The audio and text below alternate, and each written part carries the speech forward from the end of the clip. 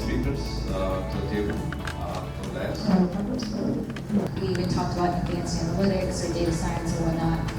So yeah, I kind of accidentally got into the field and I'm here now, and I've been in a very functional data scientist role for most of my career.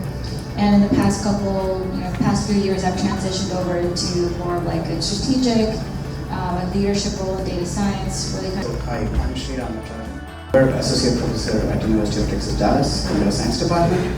I'm the Director for Center for Machine Learning and the Director for the Statistical Relational Learning Lab in UT Dallas.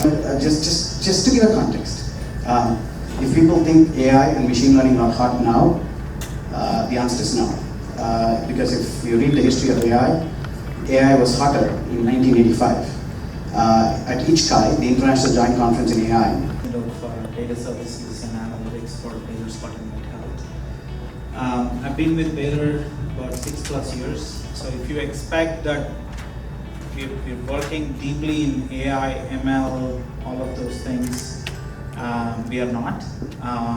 We are the story of any true healthcare provider organization. So don't let most people tell you that healthcare is really deep in adopting AI and ML. I'm here to share some of the practical experiences. We've been through a lot of hype cycles. We are subject to a lot of vendor pitches. We are very careful in how we evaluate things.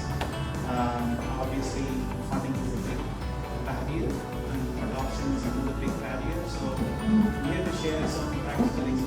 Clustering, and I guess one of them mentioned reinforcement learning. So that's the three classic definitions of machine learning.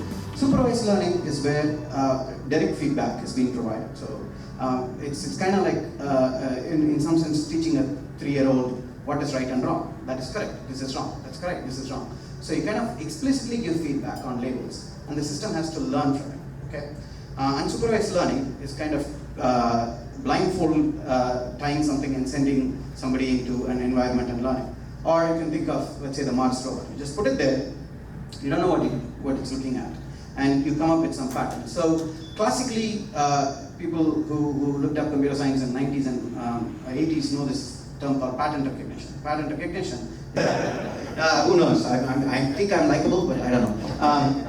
But the point I'm trying to make is that that's not how we learn. Okay, so that's why that part of it I will not accept as a success story. But where is it being success story is partial reinforcement learning, which was born out of decision theory. Game negotiations, stock market negotiations have been taking reinforcement learning approaches for a very long time. They don't call it RL. They are basically decision theory and game theory. Economics people have been doing it for a long time. Operations research, planning and scheduling has been around for a long time. That reinforcement learning has been used in these use cases. Where it's now successful, or where deep networks are successful, where I have this sensory perception, I can take these images, process them, and then act.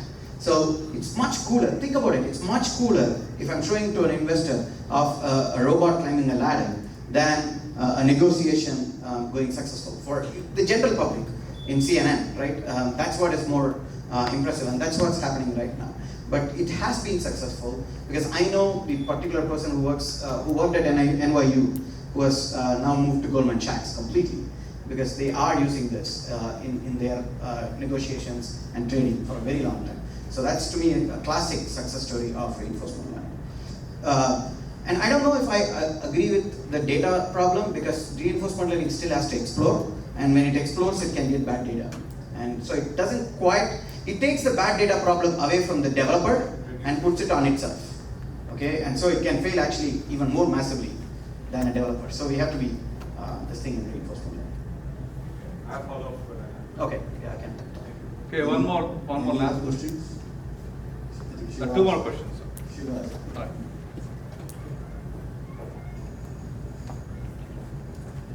Hi, this is a very fundamental question that I have, and I always get confused because I think the question straight to Sriram, I think you really well explained the definition of machine learning. And what I understood is, so you actually teach the machine and learn, and I keep hearing that there is a fine line between the machine learning and AI. And based on what you just mentioned was, machine learning is actually learns itself. Right. But my understanding is it does not change its behavior.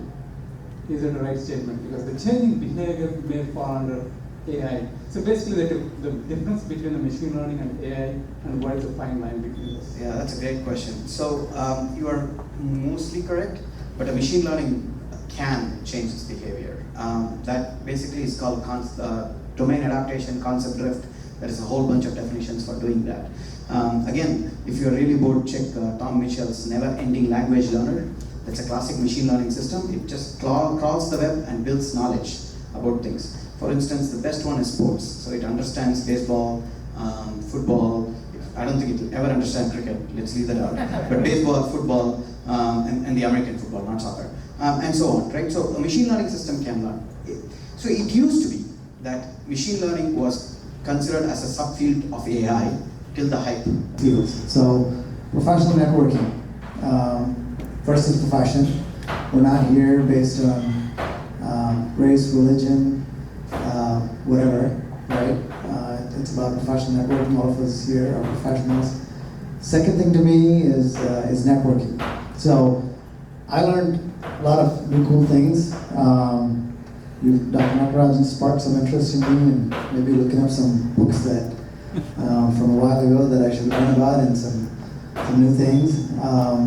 And from the industry perspective, heard some really good things. But I would say the most important thing is networking.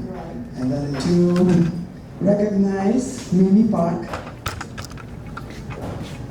So both of them are with JP Morgan shoes.